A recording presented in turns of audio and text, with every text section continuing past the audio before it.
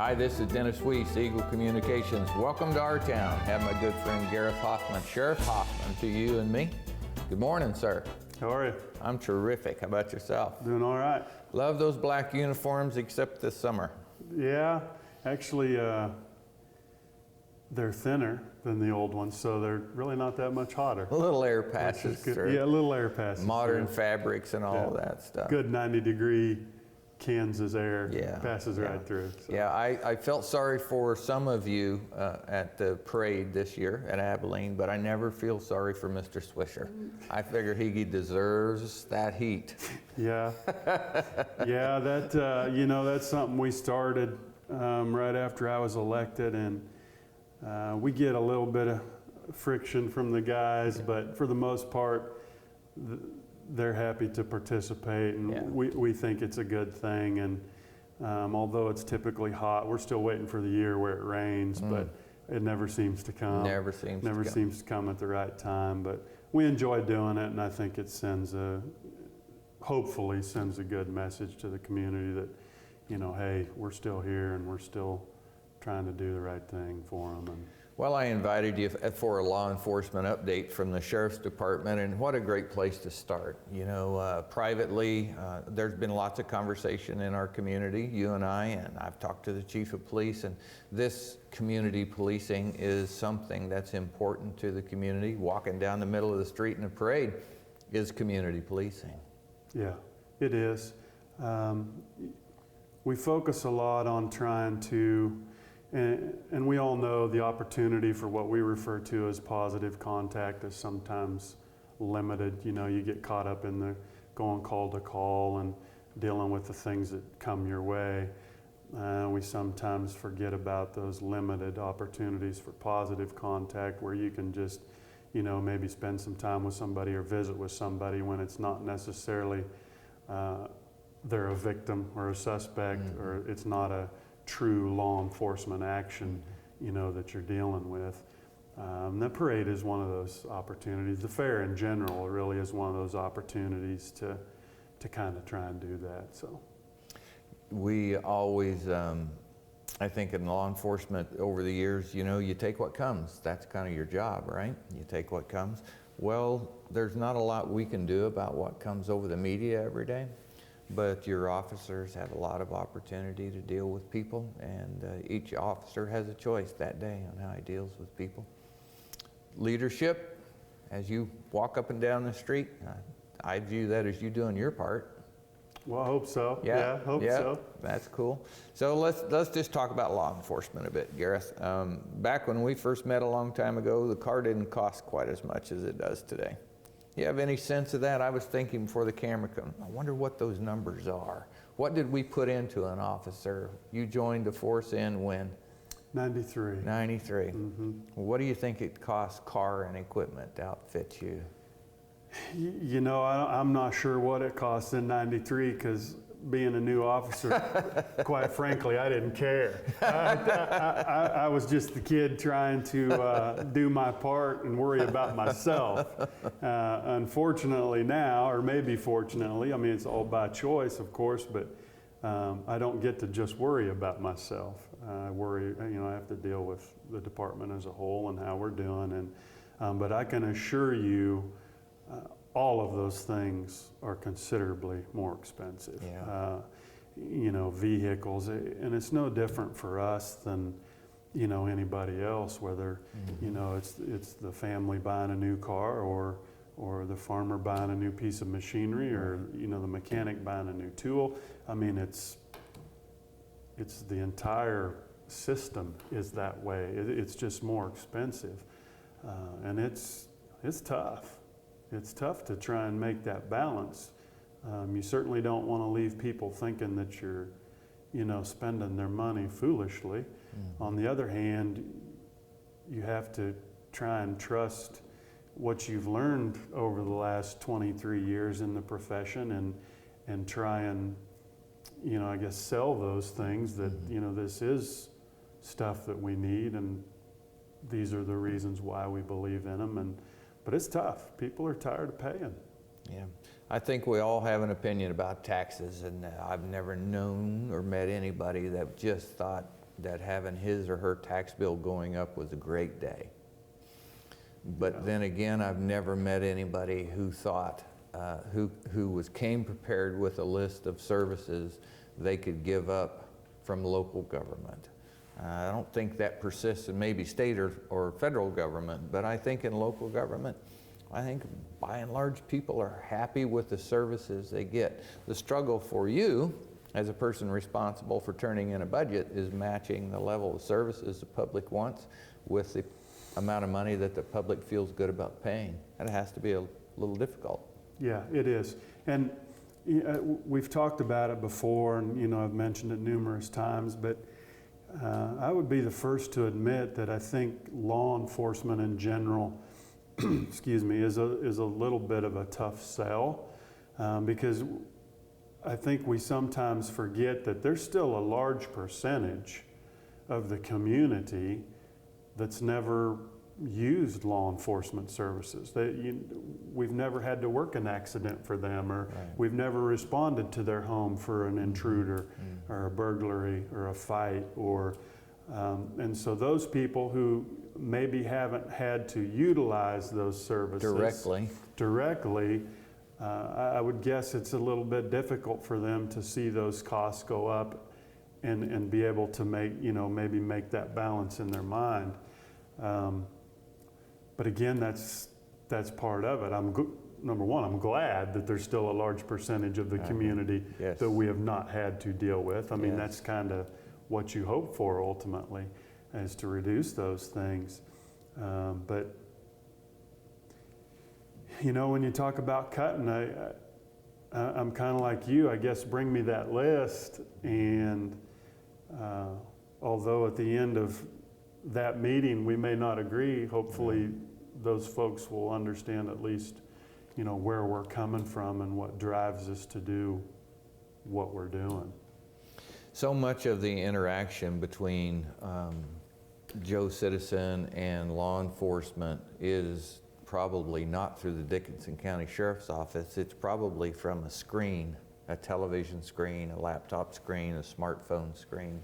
We're inundated with information about law enforcement, but not necessarily about your department, Dickinson County, or the city of Abilene.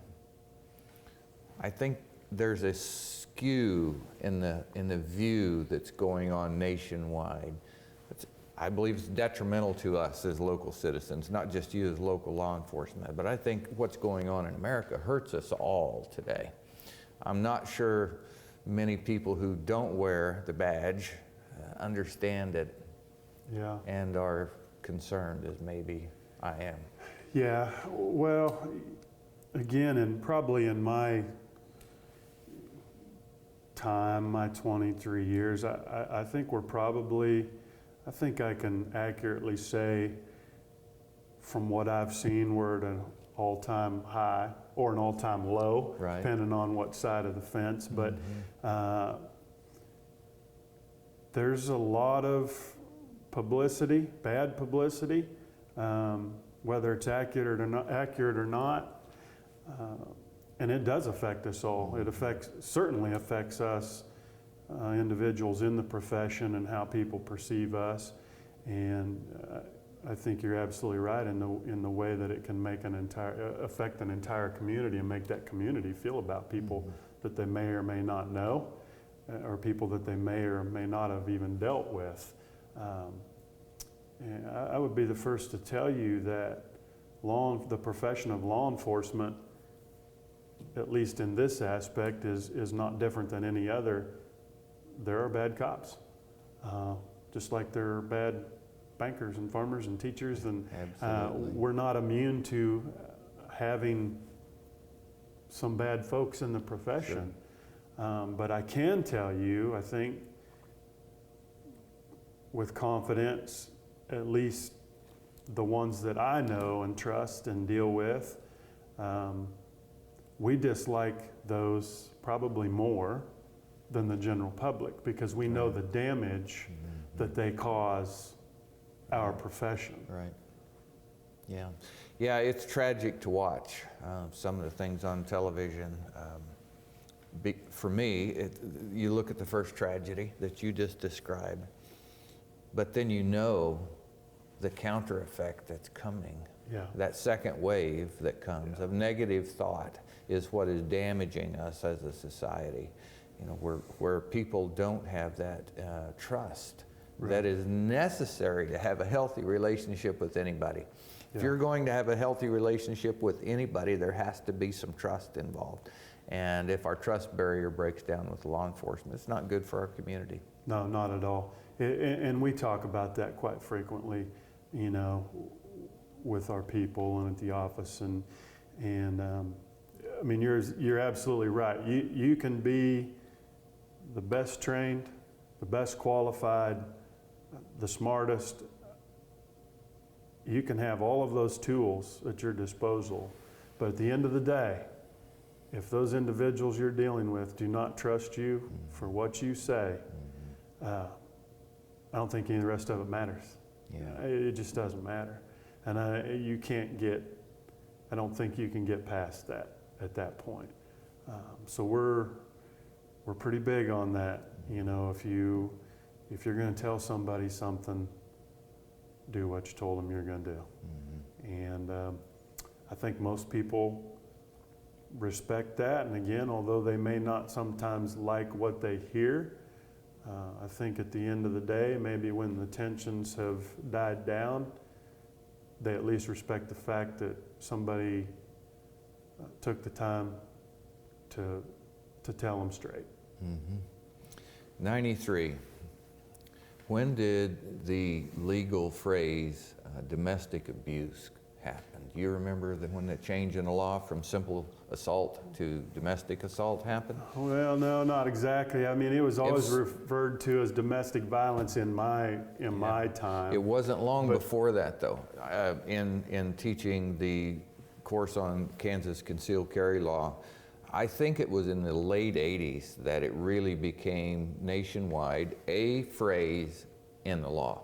Before it was just simple assault, because in the curriculum we talk about, you know, if you have an assault in your background prior to this, you should really talk to your attorney.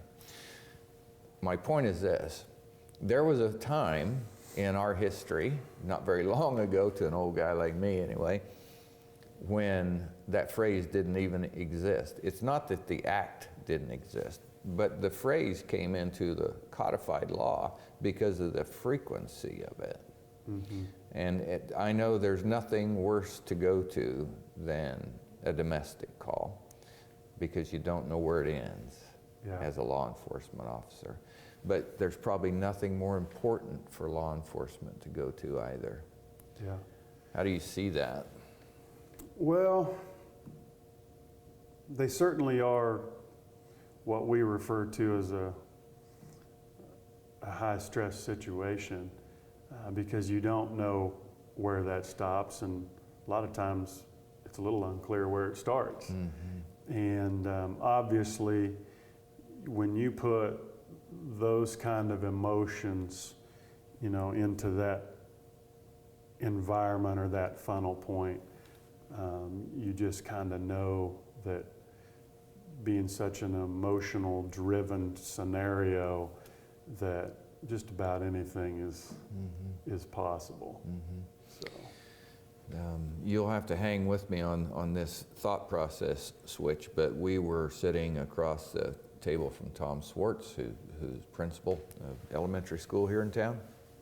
They have long supported the Food for Kids program, where they send backpacks with healthy food home over the weekend, for the precise reason that they've identified young people who won't have food over the weekend if they don't send it home. Right. A lot of your customers in that list, those are the people your officers are dealing with many times, are the adults in that scenario.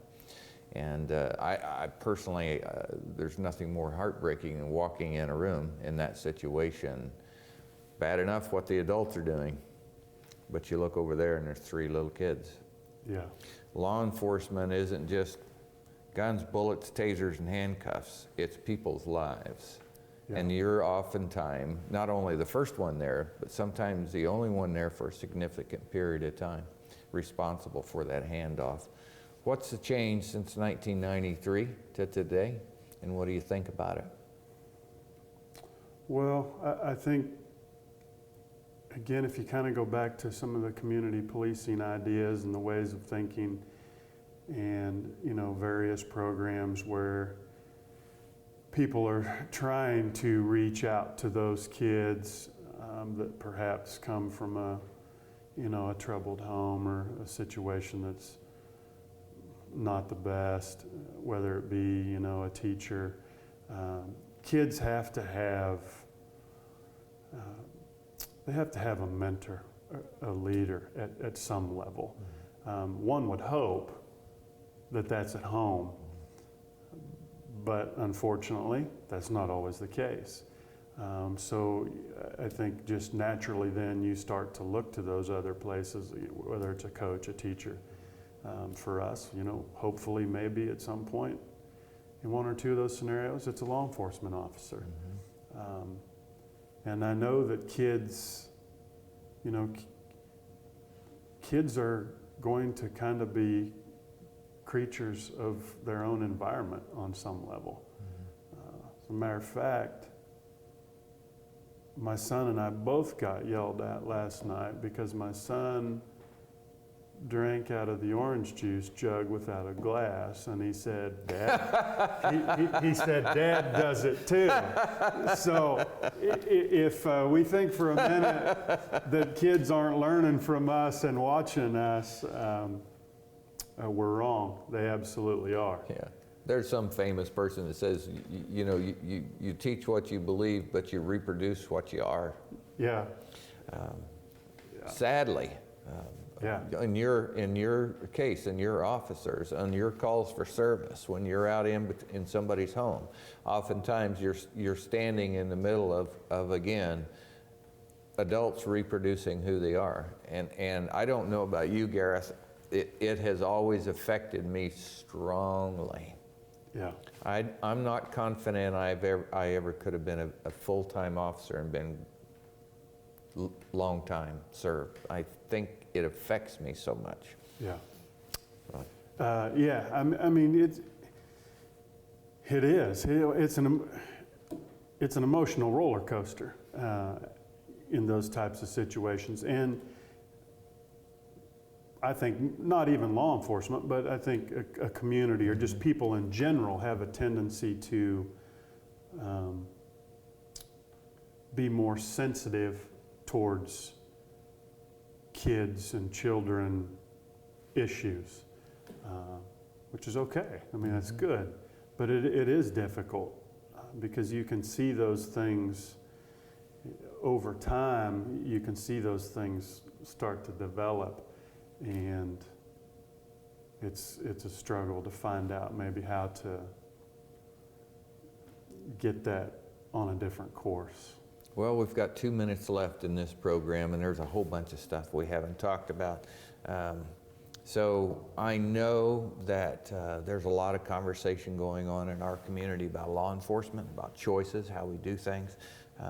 The county has a proposal for a proposed new law enforcement facility that's chiefly a jail and some offices. And that has raised this discussion up to a level where we're talking about it in the community and the question of working together, city and county. And there's a lot of conversation going around about that. We have no way of covering that here. But would you stay and we'll shoot another program and talk about that? Absolutely. Okay. Absolutely. Well, then we'll say this. As we sign off, you have 4 new young guys just got out of the academy. Met one the other day at a business after hours in Enterprise. Had a big smile on his face, happy to be in Abilene, Dickinson County working for you. And I talked to him briefly, and I saw his smile change to a look of concern as we talked about some of these issues. Right.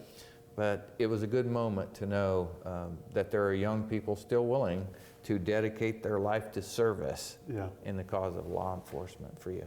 Yeah, absolutely it is. And you always get asked the question, would you start over? Would you do it again? That's a difficult question to answer. You know, looking back, would I want to go through all of those struggles again? I suppose I probably would. because most of us love what we do, and traditionally you just kind of end up back where you started. But it is good. It's important that we still have the ability to attract, you know, good applicants, good kids that are willing to come in and, you know, fight this fight, because it's not a good time. It's not a good time. There's a lot of places and people that don't love us so much right now. Well, if you'd quit drinking out of the orange juice jar, Yeah. you could solve some of that. Yeah. Start at home. Yeah. Start at home. Yeah, you better start at home. Okay, Gareth. Yeah. Well, thanks for coming in. Thanks for an update about Dickinson County law enforcement, and we'll have you back and do this a couple months and see how life is going then. Folks, we appreciate the chance to let you talk with Sheriff Gareth Hoffman. For Eagle Communications, I'm Dennis Weiss. I hope you have a great day.